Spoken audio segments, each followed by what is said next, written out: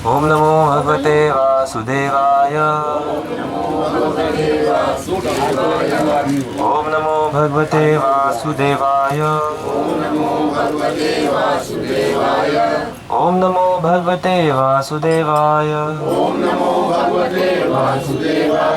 नारायणं नमस्कृत्यं नरं चैव नरोत्तमं देवीं सरस्वतीं व्यासं ततो जयमुदीरये। नष्टप्रायेषु भद्रेषु नित्यं भागवत सेवया भगवति उत्तम श्लोके भक्तिर्भवति नैष्ठिकी। भरद्वाज भागवतम की।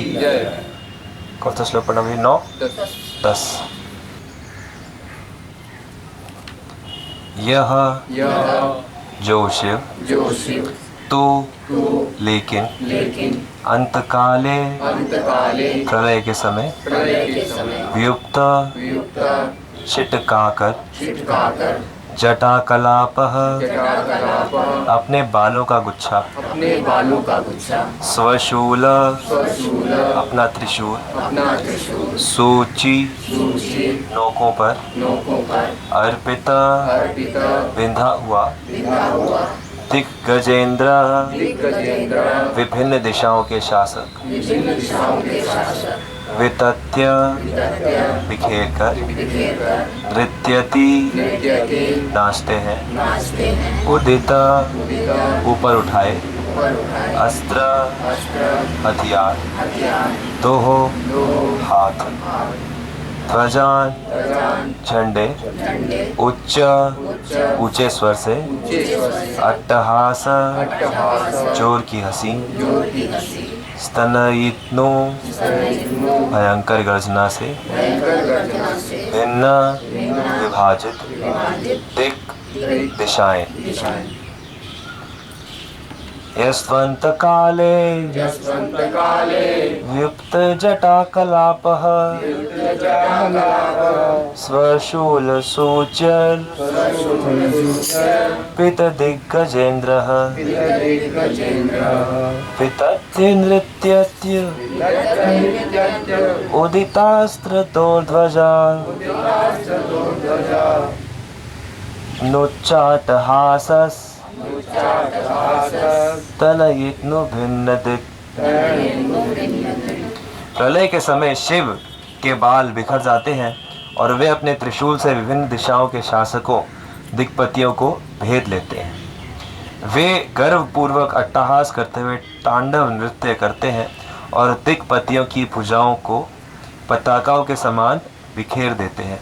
जिस प्रकार मेघों की गर्जना से समस्त लोकों में बादल चितरा जाते हैं। तात्पर्य: प्रसूति को अपने दामाद शिव की शक्ति का आभास था, अतः प्रलय काल में वे जो कुछ करते हैं उसका वह वर्णन कर रही हैं। इससे संकेत मिलता है कि शिव की शक्ति इतनी अपार है कि उनके समक्ष राजा दक्ष की कोई तुलना नहीं है।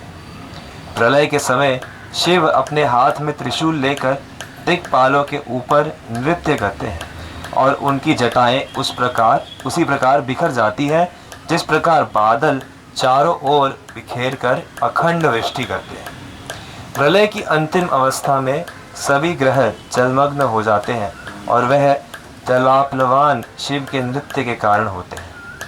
यह नृत्य प्रलय नृत्य कहलाता है।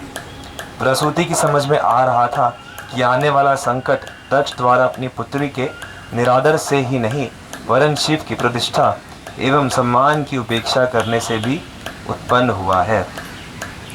तो हमने देखा कि किस प्रकार से वीरभद्र को जब भगवान शिव ने भेजा तो आंधी के समान ऐसा लक्षण प्रतीत होने लगे राजा दक्ष के वहाँ कि कुछ अनिष्ट होने वाला है।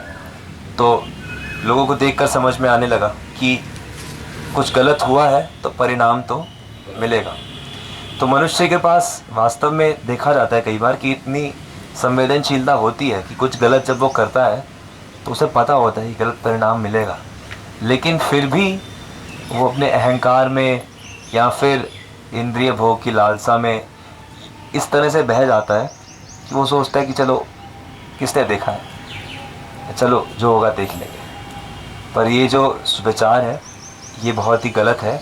व्यक्ति को बहुत ध्यानपूर्वक अपने जो क्रियाएं हैं उस पर निगरानी रखनी चाहिए कि कैसी क्रिया हो रही है और उसका क्या परिणाम होगा।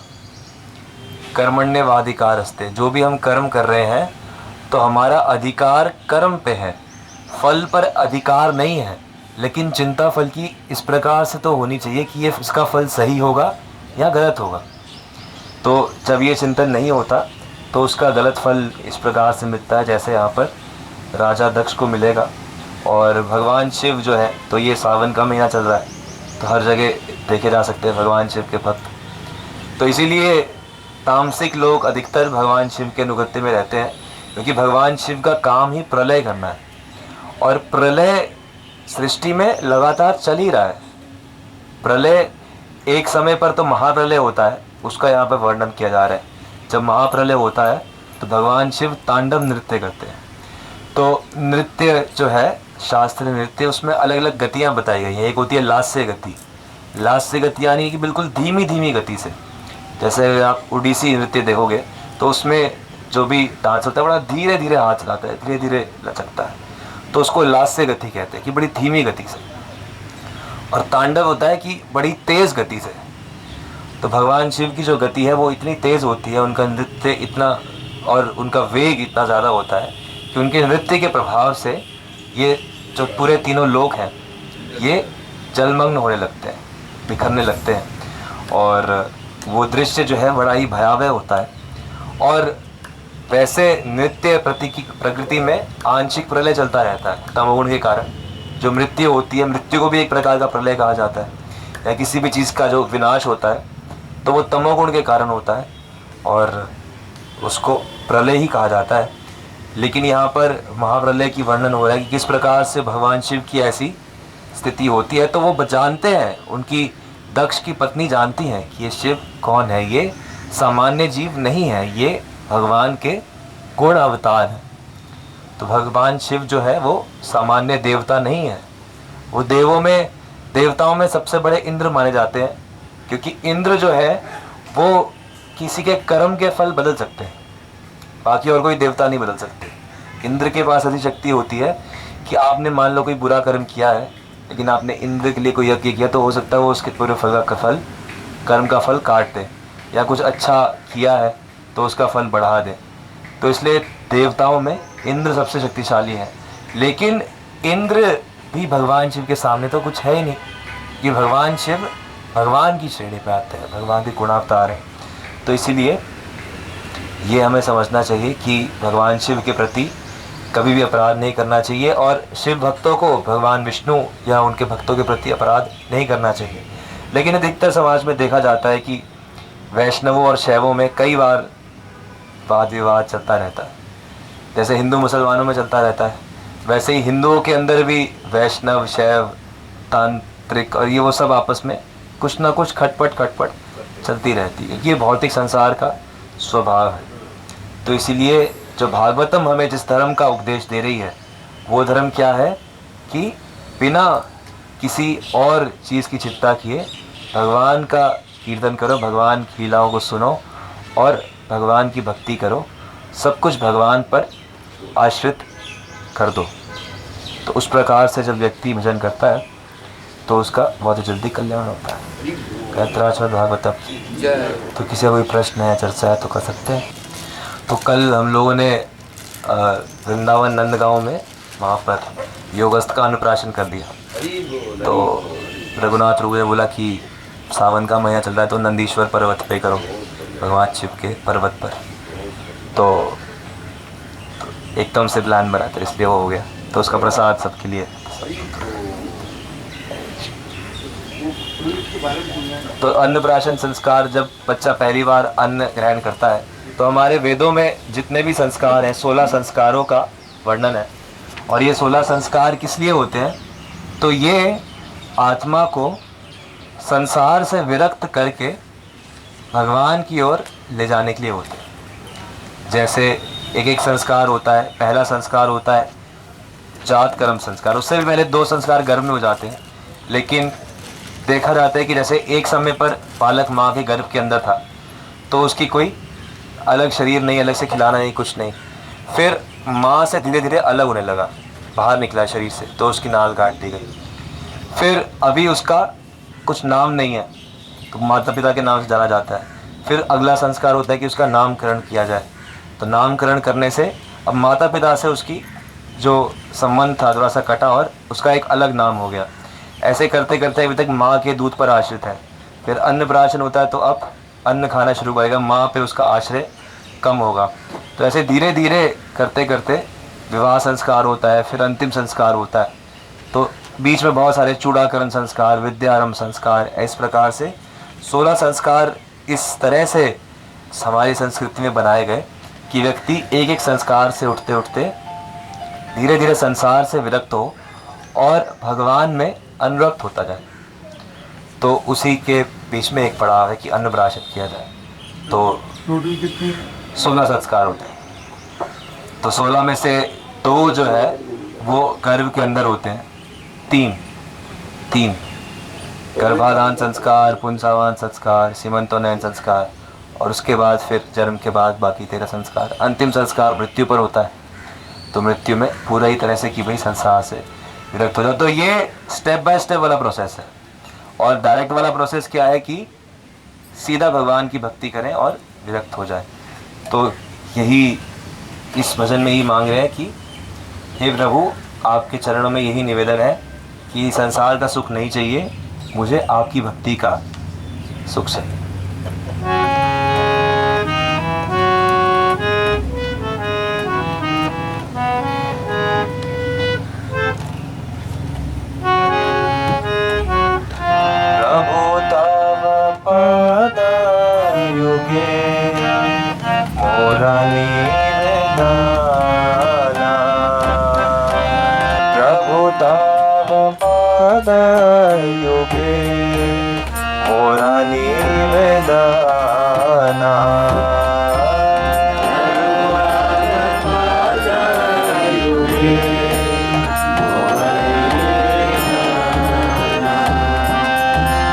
ताहि मांगिते सुख विद्या खान जाना। ताहि मांगिते सुख विद्या नाहि मांगी स्वर्ग मोक्ष नाही मांगी। नाही मांगी स्वर्ग मोक्ष नाही मांगी। ना करी प्रार्थना कोन विभूति लागी। ना करी प्रार्थना कोन विभूति निज कर्म गुण दोषी जे जे जन्म मारी। निज कर्म गुण दोषी जे जे जन्म मारी। जन्म जन्म जेना तव नाम गुण गाई। जन्म जेना तव नाम गुण गाई। हे मात्र आशा मम तुमार चरणे।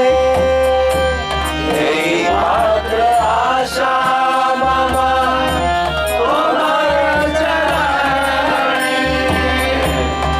है तो की भक्ति हृदय जागे अनुक्षाणे। है तो की भक्ति हृदय जागे अनुक्षाणे। विषय ये प्रीति ये ले आ जाए हमारा। विषय ये प्रीति आशय हमारे। सही मात माता प्रीति है उकर चरण तुम्हारा। हे माता प्रीति है उकर चरण तुम्हारा। तो जैसी भौतिक सुख में मुझमें प्रीति है, वैसी आपके चरणों में प्रीति हो, भौतिक सुख से हटे। संपदि विपाने ताहा ठाकुर का संभावे।